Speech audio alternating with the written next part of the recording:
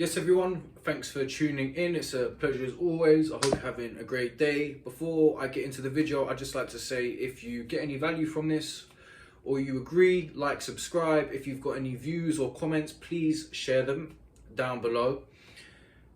And I'd also just like to say, before I get into this video, I'm not a healthcare professional, I'm not a doctor, I'm not a psychiatrist.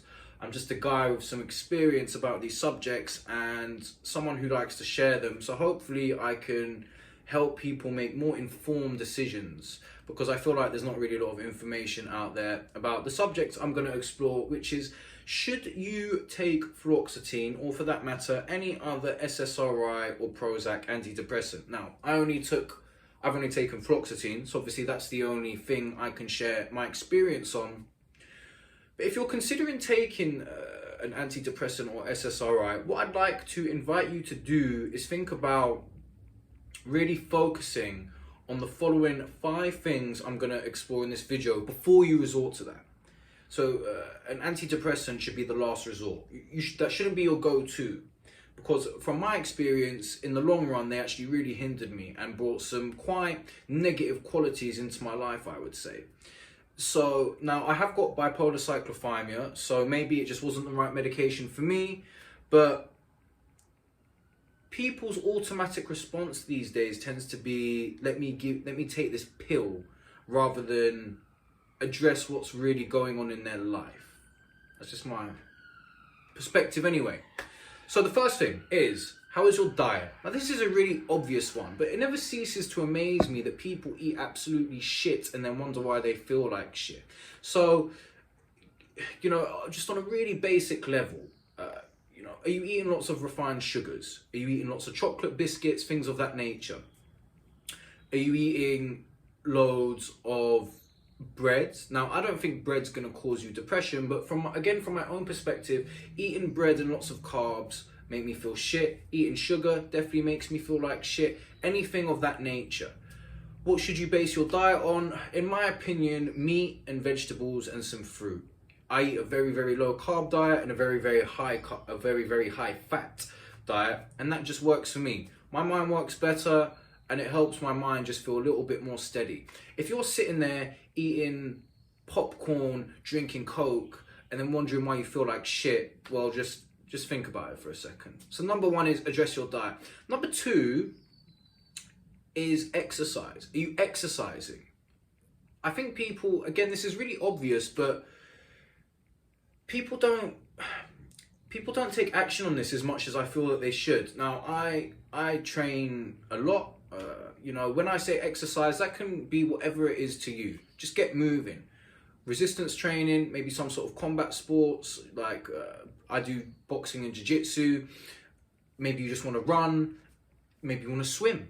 Maybe you want to do yoga, which I also do. So I just think you want to get your body moving. Again, if you're sitting at home, not moving for the day, and then eating shit, that is not going to be good for your mental health. The third one is get outside. Now, if you think about how much time we spend inside now compared to say 100 years ago, it's kind of crazy.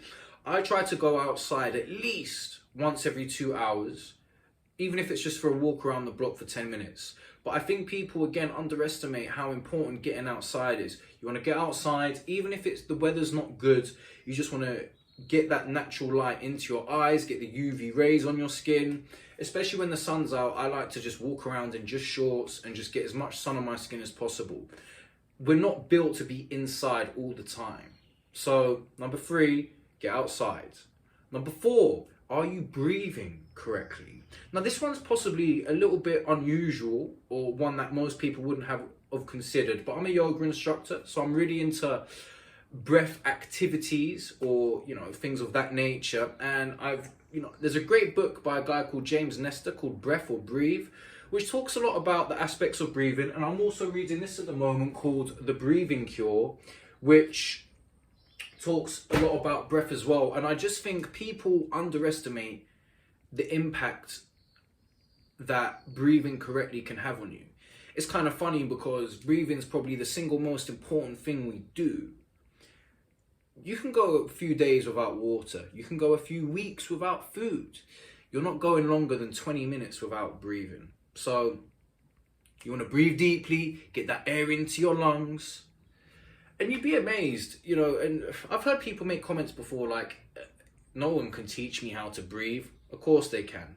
Dig deep into the subject, because if you dig deep into your breath, it might change your life. If you're breathing through your mouth all the time and you're taking short, shallow breaths, of course you're not going to be feeling good, because that contributes to activating like a flight or fight response within the body and the mind. So number 4 is breathe.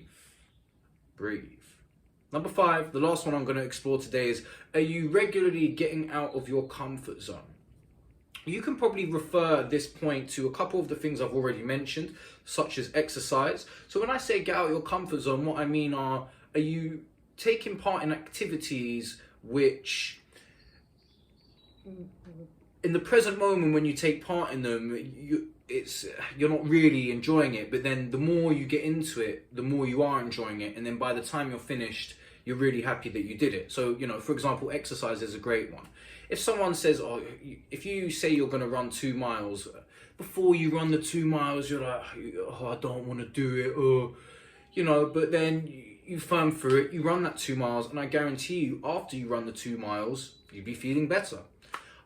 Things that I like to do, I do a lot of cold water swimming and cold exposure stuff, and that helps me get out of my comfort zone. For example, before I get in the freezing water, I don't want to get in it. I jump in it, I'm in there for 5 minutes, I get out, and then I feel great. I think as well, things like social situations, maybe, you know, I'm a male, obviously. You know, if you're a male and you're watching this and you see an attractive woman, maybe go up and strike a conversation with her of some sort, you know. Things of that nature. Do things which are going to get you out your comfort zone and push your boundaries, because therefore you're going to grow. And personally, when I feel like I'm not growing, I feel like I'm almost getting smaller, and that contributes to, you know, my depressive phases and things of that nature. So to recap, before you decide to take a fluoxetine, or any other antidepressant, SSRI, whatever, address these 5 things and ask yourself honestly, have you got these things on point? Have you got these things in a good rhythm?